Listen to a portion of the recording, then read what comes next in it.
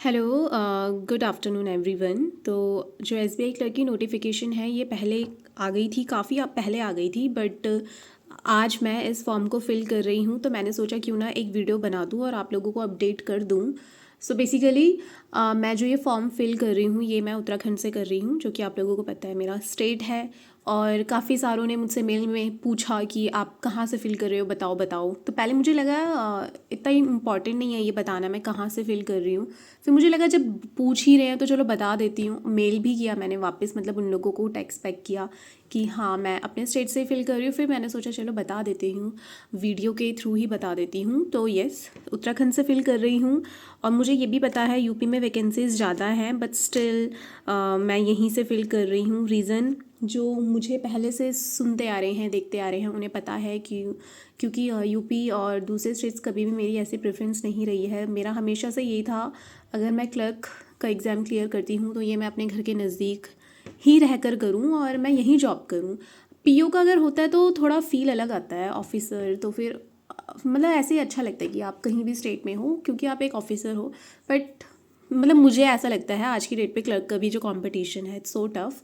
मतलब ऐसा मैं मानती हूँ, ज़रूरी नहीं है सारा ऐसा मानते हैं, एंड आई एम सॉरी अगर किसी चीज़ को इस बात का बुरा लगा हो तो। मतलब मेरा यही है, क्लर्क की जॉब है तो आप अपने होम टाउन में ही कर लो। और अगर पीओ ऑफिसर है, आप ऑफिसर बन रहे हो तो आप दूसरे स्टेट्स पे कहीं भी जा लो, क्योंकि थोड़ी सैलरी भी ज़्यादा रहती है, दूसरे अलाउंसेस भी बहुत ज़्यादा होते हैं। तो बहुत सारी चीज़ें हैं, उन फैक्टर्स को ऐसे कंसिडर करते हुए मुझे ऐसा लगता है। तो फिर मैंने सोचा चलो बता दिया जाए। और गाइज़ प्रिपरेशन कुछ इस तरीके से चल रही है। मैं फुल टेस्ट तो नहीं दे रही हूँ, बट मैं सेक्शनल टेस्ट दे रही हूँ। जो सेक्शनल मार्क्स होते हैं ना, वो प्री का टेस्ट देना है। प्री भी आने वाला है फेब में। और ये लास्ट अटेम्प्ट था। मैंने ये बात कही भी थी अपने पिछले वीडियोस में कि मतलब पता नहीं, मुझे नहीं पता मैं एलिजिबल हूँ या नहीं हूँ। बट फिर मुझे मेल भी किया किसी ने और मेरे वीडियो के कमेंट सेक्शन में भी लिखा कि मतलब 1 अप्रैल से ऐसे काउंट हो रहा है, तो अगर आप 1 अप्रैल के बाद हुए हो तो आप एलिजिबल हो। तो हाँ, 1 अप्रैल के बाद ही हुई हूँ मैं, उसके बाद ही मेरा बर्थडे आता है। तो yes, I am eligible this time. Last attempt है, इसके बाद फिर कोई भी क्लर्क का एग्ज़ाम में नहीं दे पाऊँगी। तो फिर मैंने फिल कर ही दिया। और करना इसलिए भी पड़ा क्योंकि अपॉर्चुनिटी है ही नहीं, तो मैंने ये वाला फॉर्म फिल कर दिया है। एंड लेट्स सी अब क्या होता है। मैं किसी भी चीज़ की होप नहीं रख रही हूँ। I am giving my best. अब जो भी रिज़ल्ट होगा वो मुझे मंजूर होगा। और इस चीज़ का ना मुझे वो भी नहीं करना, रिग्रेट भी नहीं करना कि मेहनत भी नहीं की और फिर नहीं हो पाया ऐसा कुछ करके। तो अपनी इस तरफ से पूरा दे रही हूँ, मैं 100% दे रही हूँ। और अगर रिज़ल्ट मेरे फेवर में रहा then it will be my, क्या बोलूँ मैं मतलब बता नहीं सकते फिर।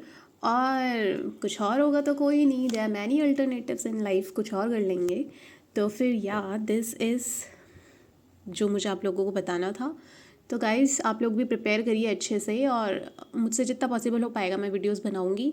आई नो मेरे वीडियोस बनाने से आप लोग इंस्पायर होते हो, और होता भी है, मुझे भी रहता था जब मैं करती हूँ ना प्रिपेयर। मतलब मैं भी देखती हूँ यार कोई हो साथ का जो मॉक दे रहा हो, कितने स्कोर आ रहे हैं, ऐसे एक अंदर से कंपटीशन होता है। मतलब ना, मतलब सामने वाले के इतने आ रहे हैं, आपके क्यों नहीं आ रहे। बट ये तो मतलब छोटी फील्ड की बात है, लेकिन जो बिग कंपटीशन होता है वो तो वहीं होता है ना जब हम एग्ज़ाम देने जाते हैं। तो फिर ये चीज़ें वहीं पर डिसाइड करती हैं कि सिलेक्शन आखिर हो किसका रहा है, होगा किसका। तो यस, आप लोग करिए। और मुझे ऐसा लगता है ना, हम लोग हाँ पढ़ते हैं बट एक चीज़ जो मैंने अभी रिसेंटली सीखी है, मुझे ऐसा लगता है मेंटल पीस भी बहुत ज़रूरी होती है। तो मुझे ऐसा लगता है आप लोगों को ना ब्रीथिंग एक्सरसाइज भी करनी चाहिए। सुबह उठकर कर लो, शाम को कर लो, बट काफ़ी रहता है इस चीज़ से कंट्रोल। तो एक बार ट्राई ज़रूर करना आप लोग। सो या that's it in this video. मिलेंगे बहुत जल्द नेक्स्ट वीडियो में। Bye bye.